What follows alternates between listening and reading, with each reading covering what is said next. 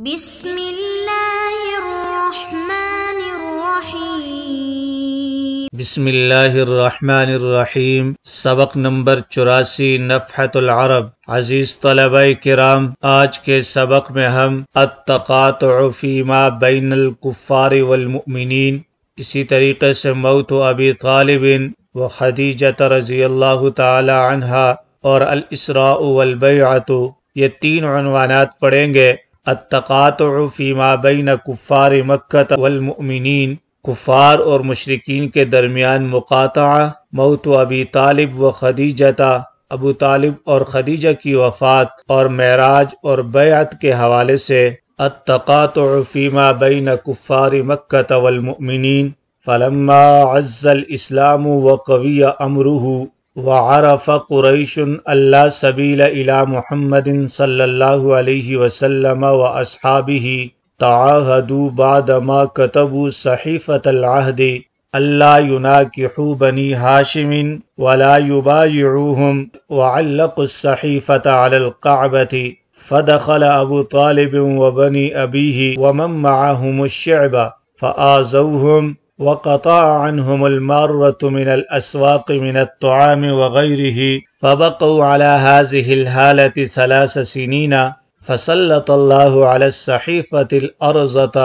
فأكلت كل اسم الله، وبقي فيها الظلم، وأوحي إليه صلى الله عليه وسلم بذلك فأخبر به أبا طالب، فأخبرهم أبو طالب فوجدوها كذلك، فتبرأ بعضهم منه وخرجوا من شعبهم۔ ترجمہ: کفار اور مؤمنین کے درمیان مقاطعہ، قطع تعلق۔ فلما عز الاسلام، تو جب اسلام کا غلبہ ہو گیا، وقوی امرہ، اور اس کی حالت مضبوط ہو گئی، وعرف قریش لا سبیل الی محمد صلی اللہ علیہ وسلم واصحابہ، اور قریش نے یہ جان لیا کہ محمد صلی اللہ علیہ وسلم اور ان کے اصحاب کی جانب کوئی سبیل نہیں ہے، یعنی عمل دعوت کو روکنے کی کوئی سبیل نہیں۔ تعاہدوا بعد ما كتبوا صحیفۃ العہد، تو انہوں نے عہد نامہ تحریر کرنے کے بعد باہم معاہدہ کیا، اللہ یناکحوا بنی ہاشم، کہ نہ تو وہ بنو ہاشم سے نکاح کریں گے، ولا یبایعوہم، اور نہ ہی ان سے خرید و فروخت کا معاملہ کریں گے، وعلقوا الصحیفۃ علی الکعبۃ، اور اس عہد نامے کو کعبہ کی دیوار پر آویزہ کر دیا۔ فدخل ابو طالب و بنی ابیہ، چنانچہ ابو طالب اور ان کا کنبہ، ومن معہم، اور ان سے تعلق رکھنے والے سب کے سب، الشعبہ، یہ گھاٹی میں داخل ہو گئے۔ فآذوہم، تو کفار مکہ نے انہیں وہاں بھی تکلیف پہنچائی، وقطعوا عنہم المارة من الاسواق من الطعام وغیرہ، اور غلے وغیرہ کے سلسلے میں بازار کے تاجروں کو بھی ان سے قطع تعلق کر دیا۔ فبقوا على هذه الحالة 3 سنين، چنانچہ وہ اسی حال پر 3 سال رہے۔ فسلط اللہ علی الصحیفۃ الارض، پھر اللہ رب العزت نے اس عہد نامے پر دیمک کو مسلط کر دیا۔ فَأَكَلَتْ كُلَّ اسْمِ اللَّهِ، چنانچہ اس نے اللہ کے ہر نام کو کھا لیا، یعنی جو عہد نامے میں کسی بھی جگہ لکھے ہوئے تھے ہر ایک نام کو اس نے کھا لیا۔ وَبَقِيَ فِيهَا الظُّلْمُ، اور اس میں ظلم باقی رہا۔ وَأُوحِيَ صلی اللہ علیہ وسلم الیہ بذلک، اور اس سلسلے میں آپ صلی اللہ علیہ وسلم پر وحی بھی آ گئی۔ فأخبر به ابا طالب، تو آپ صلی اللہ علیہ وسلم نے ابو طالب کو اس کی اطلاع دی۔ فأخبرهم ابو طالب، تو ابو طالب نے ان لوگوں کو، قریش وغیرہ کو خبر دی۔ فوجدوها كذلك، تو لوگوں نے اسے اسی طرح پایا۔ فتبرأ بعضهم منه، تو کچھ لوگ اس سے بری ہو گئے۔ وخرجوا من شعبهم، اور حضرت صلی اللہ علیہ وسلم اور خاندان بنو ہاشم و بنو مطلب سب لوگ گھاٹی سے نکل آئے۔ اس سبق کے اندر جو عبارت پڑھی گئی، اس عبارت کے اندر قطع موالات کا ذکر ہے کہ حضرت عمر فاروق رضی اللہ تعالی عنہ جب مسلمان ہوئے تو اس سے قریش کو بڑا صدمہ پہنچا، اور پھر مسلمان اعلانیہ خانہ کعبہ میں نمازیں پڑھنے لگے، بہت سے مسلمان نجاشی کے ملک میں جا چکے تھے جن پر قریش کا زور نہیں چلتا تھا۔ حضرت حمزہ اور حضرت عمر رضی اللہ تعالی عنہما کی وجہ سے مکہ کے مسلمانوں پر بھی وہ بلا خطرہ ہاتھ نہیں ڈال سکتے تھے۔ ان حالات کو دیکھ کر نبوت کے 7ویں سال کی ابتدا یعنی ماہ محرم میں قریش نے ایک مجلس مشاورت منعقد کی۔ مسلمانوں کے روز افزوں خطرات سے قوم کو آگاہ کیا اور اس سے محفوظ رہنے کی تدابیر پر غور کیا گیا۔ بالآخر یہ فیصلہ ہوا کہ بنی ہاشم اور بنی عبد المطلب اگرچہ سب کے سب مسلمان نہیں ہوئے لیکن وہ محمد صلی اللہ علیہ وسلم کی حمایت اور رعایت سے باز نہیں آتے، لہٰذا ابو طالب سے پہلے یہ مطالبہ کیا جائے کہ وہ اپنے بھتیجے ہمارے حوالہ کر دیں۔ اگر انکار کریں تو بنی ہاشم اور بنی عبد المطلب سے شادی بیاہ، میل ملاقات، سلام و پیام سب ترک کر دیا جائے، کوئی چیز ان کے ہاتھ فروخت نہ کی جائے اور کھانے پینے کی کوئی چیز ان کے پاس نہ پہنچنے دی جائے، اور اس سخت اذیت رساں مقاطعے کو اس وقت تک جاری رکھا جائے جب تک کہ محمد صلی اللہ علیہ وسلم کو ہمارے سپرد نہ کر دیں۔ چنانچہ اس مقاطعے کے متعلق ایک عہد نامہ لکھا گیا۔ تمام رؤسائے قریش نے اس پر قسمیں کھائیں اور عہد نامے پہ دستخط کر دیے۔ یہ عہد نامہ خانہ کعبہ میں لٹکا دیا گیا اور مقاطعہ شروع ہو گیا۔ ابو طالب تمام بنو ہاشم اور بنو عبد المطلب کو لے کر مکے کے قریب ایک پہاڑی درے میں جا کر محصور ہو گئے۔ جس قدر مسلمان تھے وہ بھی ان کے ساتھ اسی درے میں جو شیب ابی طالب کے نام سے مشہور ہے چلے گئے۔ بنو ہاشم میں صرف ایک شخص ابو لہب اس قید و نظر بندی سے آزاد رہا، وہ کفار قریش کے ساتھ تھا۔ غلہ وغیرہ جو کچھ بنو ہاشم اپنے ساتھ لے گئے تھے وہ جلد ختم ہو گیا۔ ان لوگوں کو کھانے پینے کی بڑی تکلیف ہونے لگی۔ درے میں جانے کا صرف ایک تنگ راستہ تھا، کوئی شخص باہر نہیں نکل سکتا تھا۔ 3 برس تک بنو ہاشم اور مکہ کے ان مسلمانوں نے بڑی تکلیفیں اور اذیتیں شیب ابی طالب میں برداشت کی جن کے تصور سے بدن کے رونگٹے کھڑے ہو جاتے ہیں۔ 3 سال کی اس ظالمانہ قید اور بنی ہاشم کے مصائب نے بالآخر قریش کے بعض افراد کو متاثر کیا۔ بنو ہاشم کے چھوٹے چھوٹے بچوں کا بھوک کے مارے تڑپنا، فاقہ زدہ والدین کے سامنے ان کی اولاد کا بلکنا، یہ ایسی چیزیں تھیں کہ قریش مکہ ان کا صحیح اندازہ کر سکتے تھے۔ زہیر بن امیہ بن مغیرہ نے بنی ہاشم کی مصیبت کو اس لیے سب سے پہلے محسوس کیا کہ ابو طالب اس کے ماموں تھے۔ زہیر نے اول مطعم بن عدی بن نوفل رشتہ داری کی طرف توجہ دلا کر عہد نامہ کے توڑنے پر آمادہ کیا، پھر ابو البختری بن ہشام، زمع بن اسد کو اپنا ہم خیال بنا لیا۔ غرض مکہ میں کئی شخص جو بنو ہاشم سے قرابت داری رکھتے تھے بنو ہاشم کو مظلوم سمجھ کر اس ظالمانہ عہد نامہ کی تنسیخ کے متعلق چرچا کرنے لگے۔ ان ایام میں حضرت صلی اللہ علیہ وسلم نے ابو طالب سے کہا کہ مجھے اللہ کی طرف سے خبر دی گئی ہے کہ اس عہد نامہ کی تمام تحریروں کو کیڑوں نے کھا لیا ہے۔ اس میں جہاں اللہ کا نام ہے وہ بدستور لکھا ہوا ہے، لیکن لفظ اللہ کے سوا باقی تمام حروف غائب ہو چکے ہیں۔ یہ سن کر اپنی گھاٹی سے باہر نکلے اور انہوں نے قریش سے کہا کہ مجھے محمد صلی اللہ علیہ وسلم نے ایسی خبر دی ہے، اگر یہ خبر صحیح ہے اور عہد نامہ کی تحریر معدوم ہو چکی ہے تو مقاطعہ ختم ہو جانا چاہیے۔ چنانچہ اسی وقت قریش خانہ کعبہ میں دوڑے، دیکھا دیمک نے تمام حروف چاٹ لیے، جہاں جہاں لفظ اللہ لکھا ہوا تھا وہ البتہ بدستور موجود تھا۔ یہ سب دیکھ کر حیران و ششدر رہ گئے اور بنو ہاشم اور تمام مسلمان شیب ابو طالب سے 3 سال کے بعد نکلے اور آ کر مکہ میں رہائش پذیر ہوئے۔ اور ایک روایت یہ ہے، جیسا کہ سبق کے اندر بھی ذکر کیا گیا ہے، کہ معاہدے سے اللہ رب العزت کا نام جہاں جہاں لکھا ہوا تھا وہ دیمک نے کھا لیا تھا، اور معاہدے میں سوائے ظلم و عدوان اور زیادتی کے ان الفاظ کے علاوہ باقی الفاظ سب کے سب ختم ہو گئے تھے۔ یہ صرف ظلم اور زیادتی کے الفاظ رہ گئے تھے۔ تو چنانچہ جب آ کر معاہدے کو دیکھا گیا تو اسی طرح پایا۔ اس پر کفار و مشرکین نے حیرانگی کا مظاہرہ کیا۔ موت ابی طالب و خدیجہ رضی اللہ عنہا وفی السنة العاشرة مات ابو طالب علی الكفر ولما مضى 5 أشهر توفیت خدیجہ رضی اللہ تعالی عنہا وهي بنت 65 سنة فاجتمعت عليه مصيبتان فلزم بيته ونال من قريش ما لم يكن ينالا، فبلغ أبا لهب ذلك فقال يا محمد امض لما أردت وما كنت سامعا لا يصلون إليك حتى أموت، فمكث أياما لا يتعرض له. فقال أبو جهل يزعم ابن أخيك أن عبد المطلب في النار، فقال والله لا برحت لك عدوا، فاشتد عليه هو وسائر قریش. ابو طالب اور حضرت خدیجہ رضی اللہ تعالی عنہ کی وفات. وفی السنۃ العاشرہ، اور نبوت کے 10ویں سال میں مات ابو طالب علی الکفر، ابو طالب کفر پر دنیا سے رخصت ہو گئے. ولما مضى 5 اشہر، اور جب 5 ماہ گزرے، توفیت خدیجہ رضی اللہ عنہا وہی بنت 65 سنة، تو حضرت خدیجہ رضی اللہ تعالی عنہا کا بھی 65 سال کی عمر میں انتقال ہو گیا.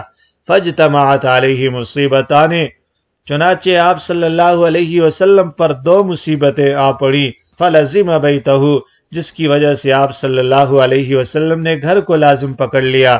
ونال من قریش ما لم یکن ینالا، اور قریش کی جانب سے آپ کو وہ تکلیفیں پہنچی جو اس سے پہلے نہیں پہنچی تھیں. فبلغ ابا لہب ذالک، پھر ابو لہب کو اس کی اطلاع ہوئی. فقال، تو اس نے کہا، یعنی قومی حمیت کا لحاظ کرتے ہوئے، یا محمد، اے محمد، امض لما اردت وما كنت صانعا، جو کچھ ارادہ ہو اور جو کچھ کرنا ہو کرو. لا يصلون الیک حتی اموتا، میری زندگی تک وہ آپ کے پاس نہیں پہنچ سکتے. فمکث ایاما لا يتعرض له، چنانچہ چند دن تک کسی نے آپ سے تعرض نہ کیا. فقال ابو جہل، پھر ابو جہل نے ایک دن ابو لہب سے کہا، یزعم ابن اخیک، کہ تمہارے بتیجے کا یہ دعویٰ ہے، ان عبد المطلب فی النار، کہ عبد المطلب جہنمی ہے. فقال، تو اس نے کہا، واللہ، اللہ کی قسم بخدا، لا برحت لک عدوا، میں ہمیشہ کے لیے تمہارا دشمن ہو گیا.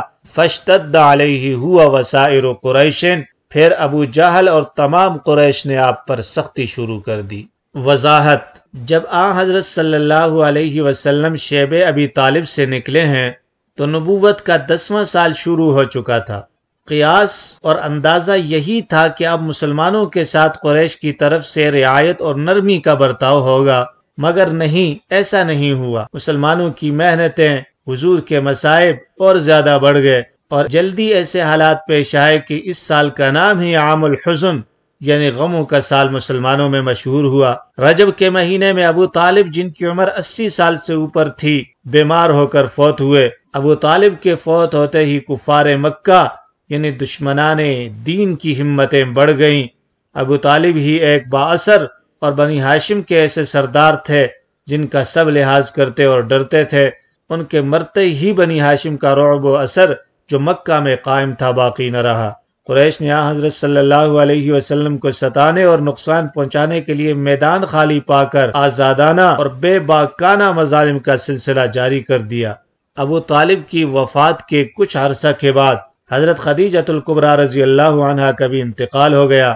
مؤرخین کا اس میں اختلاف ہے کہ ابو طالب نے حضرت خدیجہ سے پہلے انتقال کیا یا بعد میں. بعض حضرات یہ کہتے ہیں کہ حضرت خدیجہ کا ابو طالب کے 35 روز بعد انتقال ہوا، لیکن کثرت رائے اس جانب ہے کہ اول ابو طالب نے قضا کی، ان کا انتقال ہوا، اور پھر ان کے بعد خدیجہ الکبریٰ کا.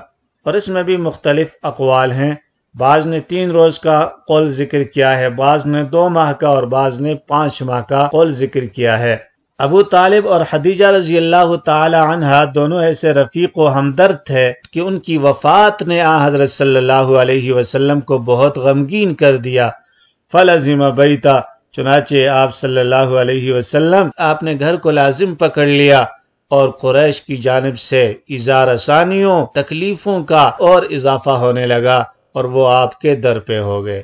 الاسراء والبیعۃ. وفی الثانیۃ عشرہ تشرف صلی اللہ علیہ وسلم بالاسراء الى السماوات العلی، وفیہا كانت بیعۃ العقبۃ الاولی حیث قدم من الانصار 12، وفی الثالثۃ عشرۃ كانت بيعة العقبة الثانية في الموسم وكان 70 رجلا وامرأتان. معراج، اسراء معراج اور بیعت. وفی الثانیۃ عشرہ، نبوت کے 12ویں سال میں تشرف صلی اللہ علیہ وسلم بالاسراء الى السماوات العلا، حضور صلی اللہ علیہ وسلم کو بلند و بالا آسمانوں پر تشریف لے جانے کا شرف حاصل ہوا. وفیہا کانت بیعت العقبۃ الاولی، اور اسی سال بیعت عقبہ اولا بھی ہے.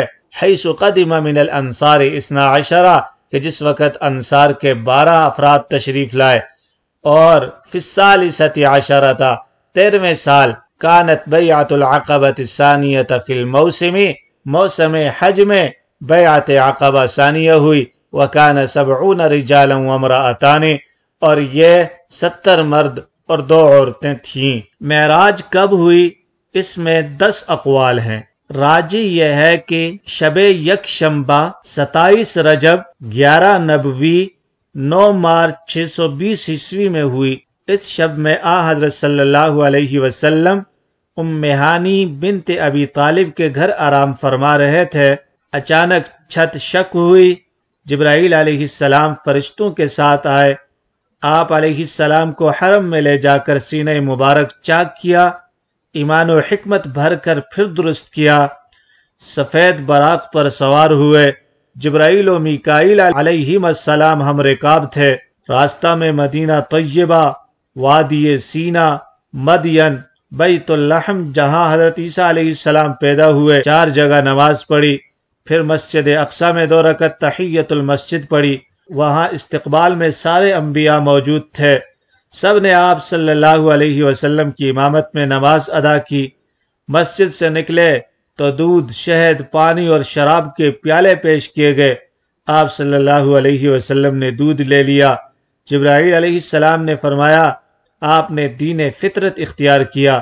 اگر آپ شراب لیتے تو آپ صلی اللہ علیہ وسلم کی امت گمراہ ہو جاتی، اگر پانی لیتے تو امت غرق ہو جاتی. پھر آسمان پر تشریف لے گئے. پہلے آسمان پر حضرت آدم علیہ السلام سے ملاقات ہوئی، دوسرے پر یحییٰ اور حضرت عیسیٰ سے، تیسرے پر حضرت یوسف علیہ السلام سے، چوتھے پر حضرت ادریس، 5ویں پر حضرت ہارون، 6 پر حضرت موسیٰ، 7ویں پر حضرت ابراہیم علیہ السلام جو بیت المعمور سے ٹیک لگائے ہوئے بیٹھے تھے ملاقات ہوئی. آپ صلی اللہ علیہ وسلم بیت المعمور میں نماز پڑھ کر سدرۃ المنتہا پہنچے جو 7ویں آسمان پر ہے. وہاں بیری کا درخت ہے، وہی جنت کی سیر کرائی گئی. پھر دوزخ دکھائی گئی.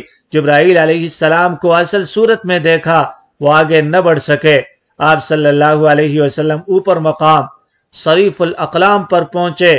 فرشتوں کے لکھنے کی آوازیں سنی. وہاں سے اوپر مقام دنا و حریم قرب میں پہنچے. خدا کا دیدار اور بلا واسطہ کلام کیا. 50 نمازوں کا حکم ہوا. پھر تخفیف کراتے کراتے 5 کر دی گئی، مگر ثواب میں 50 کے برابر رہی. آسمان سے بیت المقدس میں اترے، اسی براق سے مکہ میں آ گئے. صبح کو معراج کا واقعہ بیان کیا. قریش نے تالیاں بجائی، بیت المقدس کی علامتیں پوچھی. خدا نے بیت المقدس سامنے کر دیا. آپ صلی اللہ علیہ وسلم نے ساری علامتیں بتا دی. غرض کفار نے انکار کیا. ولید بن مغیرہ نے کہا یہ جادو ہے. حضرت ابوبکر صدیق نے سن کر فوراً تصدیق کی. اسی روز سے آپ کو صدیق کا لقب ملا. آپ صلی اللہ علیہ وسلم کو بیداری میں اسی جسم اطہر کے ساتھ آسمانوں کی سیر کرائی. اللہ کا دیدار قلب و بصر دونوں سے ہوا. یہی عقیدہ تمام صحابہ، تابعین اور اسراف رضوان اللہ علیہم اجمعین کا ہے، بجز 2-3 کے. 7 صحابہ سے معراج کی روایتیں بخاری اور مسلم میں مروی ہیں. بیعت عقبہ اولا ذوالحجہ 12 نبوی جون 621 عیسوی میں قبیلہ اوس اور قبیلہ خزرج کے 12 آدمی حج کے لیے گئے. ان 12 نے اسی عقبہ میں حضرت صلی اللہ علیہ وسلم کے دست اقدس پر بیعت کی. آپ صلی اللہ علیہ وسلم نے ان کے ہمراہ مصعب بن عمیر، عبداللہ بن ام مکتوب کو اسلام کی تعلیم کے لیے مدینہ بھیج دیا. حضرت مصعب اسعد بن زرارہ رضی اللہ عنہما رئیس مدینہ کے یہاں ٹھہرے، جو مسلمانوں کو نماز پڑھاتے تھے. ان کی دعوت سے مدینہ کے گھر میں اسلام پھیل گیا. حضرت مصعب ہی کی تبلیغ سے اوس کے سردار اسید بن حضیر، سعد بن معاذ رضی اللہ عنہما مسلمان ہوئے، اور اسی دن حضرت سعد کی عیسائی سے قبیلہ بنو عبد الاشہل کے سارے مرد و عورت مسلمان ہو گئے۔ بیعت عقبہ ثانیہ، تیسرے سال ذوالحجہ 13 جون 622 عیسوی میں حج کے لیے 73 مرد و عورتوں کا قافلہ لے کر مصعب بن عمیر مکہ پہنچے۔ اہل مدینہ نے کہا تھا کیا حضور صلی اللہ علیہ وسلم کو مدینہ آنے کی دعوت دیں۔ یہ لوگ 13 ذی الحجہ 13 کی شب میں مینا کی اسی گھاٹی میں آپ صلی اللہ علیہ وسلم سے ملے۔ آپ صلی اللہ علیہ وسلم کے چچا حضرت عباس بھی موجود تھے۔ انہوں نے کہا کہ ہم محمد صلی اللہ علیہ وسلم کی حفاظت کرتے ہیں، اگر تمہارے یہاں جائیں تو مرتے دم تک ان کی حفاظت کر سکو تو بہتر، ورنہ ابھی جواب دے دو۔ انصار نے منظور کر لیا۔ ابو الہیثم بن تیہان نے کہا کہ جب آپ صلی اللہ علیہ وسلم کی فتح ہو جائے تو مکہ واپس نہ ہو جائیں۔ آپ صلی اللہ علیہ وسلم نے مسکرا کر فرمایا تم میرے میں تمہارا۔ پھر خوشی سے 73 مرد اور عورتوں نے بیعت کی۔ تو یہ ہے بیعت عقبہ اولا اور بیعت عقبہ ثانیہ، جس کا اسراء اور بیعت کے اس سبق میں تذکرہ ہوا۔